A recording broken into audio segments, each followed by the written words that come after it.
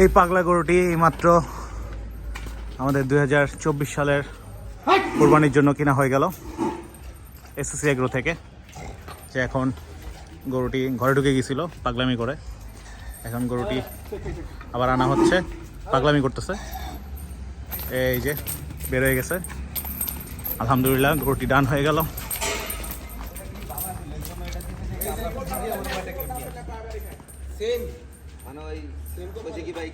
মাশাআল্লাহ,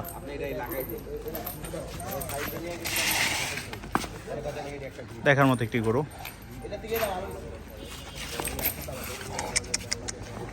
মাশাআল্লাহ, আল্লাহ কুরবানি কবুল করুক, আমিন।